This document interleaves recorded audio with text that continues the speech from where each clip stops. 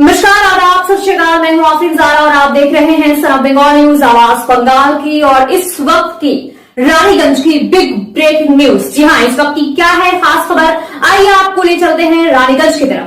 आसनसोल नगर निगम के विभिन्न इलाकों में लगातार तालाब को भरने की शिकायतें आ रही है। रानीगंज से भी इस तरह की खबरें आ रही थी। आज रानीगंज के सबसे प्रख्यात तालाबों में से एक बरदही तालाब का दौरा किया गया। इस मौके पर यहां आसनसोल नगर निगम के एमएमआईसी देवेंद्र भगत, बीएलआरओ दफ्तर, आसनसोल नगर निगम के सर्वेयर आदि उपस्थित थे। इस मौके पर देवेंद्र भगत ने कहा कि बचपन से वो इस तालाब को देखते आ रहे हैं। यहाँ के लोग तालाब के पानी का अपने रोज की जिंदगी में इस्तेमाल किया करते थे, लेकिन धीरे धीरे तालाब के आसपास अतिक्रमण की वजह से तालाब का क्षेत्रफल घटता गया। उन्होंने कहा कि रिकॉर्ड के मुताबिक ये तालाब 10.64 एकड़ क्षेत्रफल का है, लेकिन जब तालाब की नपाई की गई तो देखा गया कि बहुत सा हिस्सा अतिक्रमण का शिकार हो चुका है। उन्होंने स्वीकार किया कि जमीन माफियाओं द्वारा ये काम किया गया है। इसके साथ ही उन्होंने कहा कि रानीगंज में जितने तालाब है उनमें से 40% तालाबों पर अतिक्रमण किया गया है। उन्होंने साफ कहा कि मुख्यमंत्री ममता बनर्जी द्वारा तालाबों को भरने के खिलाफ सख्त दिशा निर्देश जारी किए गए हैं और उसी के मुताबिक काम किया जा रहा है। उन्होंने साथ ही कहा, लोगों से अनुरोध किया कि तालाब को भरने की गलती ना करें, क्योंकि इससे पर्यावरण का संतुलन बिगड़ता है। आज तालाब की नपाई करने के बाद तालाब का जो रिकॉर्ड में क्षेत्रफल है उसके अनुसार तालाब को चिन्हित किया गया। যে এই পুকুর খুব প্রাচীন পুকুর। আমরা ছোটবেলায় এই পুকুরে আমরা স্নান করেছি। এই পুকুরে এখানকার মানুষ প্রচুর উপকৃত। তারা এখানে জল নিত, তখন আমাদের কর্পোরেশন থেকে মানে মিউনিসিপ্যালিটি থেকে জলের এত ব্যবস্থা ছিল না। এখানে টোটাল জলটা এরাই ব্যবহার করত এবং পুকুরের জল ধীরে ধীরে নোংরা হচ্ছে এবং পুকুর ধীরে ধীরে দেখছি যে প্রচুর এনক্রোচমেন্ট হয়ে গেছে। এই এনক্রোচমেন্টের জন্য আমি একটা আমাদের মাননীয় মেয়র বিধান উপাধ্যায়ের কাছে আবেদন করেছিলাম যে এই পুকুরটাকে ডিমার্কেশন করে দেওয়া হোক, যে বরদই পুকুর। আর যে এটা একটা মন্দির এখানে অবস্থিত, সেই মন্দির খুব জাগ্রত একটা মন্দির। তো সেই পুকুর আমি যখন দেখলাম, এর একটা রিপোর্ট আমি যখন আরএস বার করলাম আর এর কেবি বার করলাম, তখন দেখলাম যে আর সিএসও দেখেছি যে এই পুকুরটা 10.64 একরের পুকুর। কিন্তু যখন আমরা দেখছি মেজারমেন্ট করে, তখন এই পুকুর কিন্তু আর সেই অবস্থায় নেই। এই পুকুরের অনেক অংশ আর আজকে এনক্রোচমেন্ট হয়ে গেছে। তো তার জন্যই আমি এখানে কেন হয়েছে, কি করে হয়েছে দেখুন, এখানে বেশ কিছু জমি মাফিয়ারা আছে যাদের দৌরাত্ম্যে এইগুলো কাজগুলো হয়।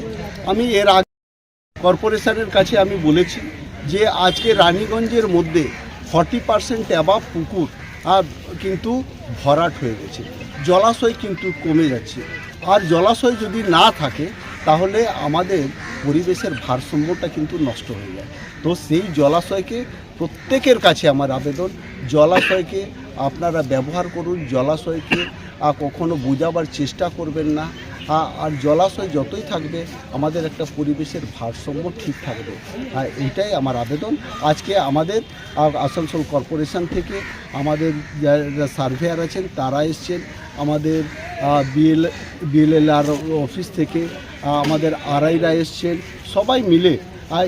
আর এখানে এলাকার মানুষ যারা আছে তারা খুব উৎসাহের সঙ্গে আমি দেখলাম এই পুকুরকে ডিমার্কেশন করলো এবং এই পুকুর ডিমার্কেশন করে এইটা পুকুর অবস্থাতেই থাকে যেন, এবং আগামী দিনে এখানকার মানুষ এটা ব্যবহার করতে পারে, এখানে চান। এই যে ঘুরে দেখার মধ্যে অবশ্যই এটা তো আমি মেজারমেন্ট করিনি, এটা তো এখানে বিএলআর অফিস থেকে করেছে, আমাদের কর্পোরেশন থেকে সার্ভেয়াররা এসে করেছে। তো এখানে টিম আছে, তারাই করছে।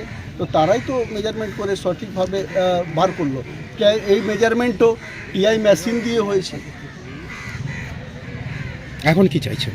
এখন চাইছি যে পুনরায় পুকুর সেই অবস্থাতে ফিরে আসুক যেভাবে আমরা ছোটোবেলায় দেখেছিলাম সেই পুকুর আবার সেই অবস্থাতেই আসুক, এবং পুকুর আর যেন আর কোথাও যেন এই পুকুরে এনক্রোচমেন্ট না হয়, এটা আমাদেরকে খেয়াল রাখতে হবে, সবাইকে খেয়াল রাখতে হবে, আমাদের দ্বারা একা সম্ভবপর নয়। আপনার নাম আর পরিচয়? দিব্যেন্দু ভকত, MMIC health, Asansol municipal corporation. যে এমএমসি আছে আর কাউন্সিলর আমাদের 36 নম্বরের, উনি এক বড় উদ্যোগ নিয়ে পরে এই পুকুরের মাপ করাচ্ছে। আমরা জীবনও জানতাম না যে কত বড় এলাকা ছিল। কারা করাচ্ছে? এই সবাই মিলে সহযোগিতা করেছে, আমাদের কাউন্সিলরকে 36 নম্বরের কাউন্সিলরই করেছে। ঠিক আছে, আজকে কর্পোরেশন থেকে আনা করেছে কাউন্সিলরই। ঠিক আছে, এটা খুব ভালো কাজ। যদি সাকসেস হয়ে যেতে পারে তাহলে আমরা খুবই লাভবান হব, আমরা পুরো বস্তি লাভবান হব। আমরা চাই যেন এটা সাকসেস হয়, কেননা আমরা যেভাবে দেখলাম এখন যে পুকুরের মাপ হলো, অর্ধেকটা তো সব ধকলে হয়ে গেছে। কারা করেছে? জমি মাফিরা যারা দালালগিরি করছে, যারা দালালি করছে, মানে অর্ধেকটা পুকুর মানে এখানে খাদান ছিল, খাদানের পুরো ভরে দিয়েছে একদম জমি মাফিয়া। ওই খাদানটাকে ডোবা বলছে, আর যে খাদানে আমরা ঝাঁপ দিয়েছি, যেটা আমাদের পুকুরের এরিয়াতে পড়ছে 126 নম্বর দাগে। এখন কি চাইছে? এখন আমাদের পুনর্বার জন পুকুর ছিল, সেভাবে পুকুরটা আমাদের থাকে, সেটাই আমরা চাই। আর বর্ধে যে আমাদের কালী মন্দির আছে, সেই কালী মন্দিরটা যেভাবে চলছে সেভাবে না চলে, সে একটা সিটমিষ্টি চলে।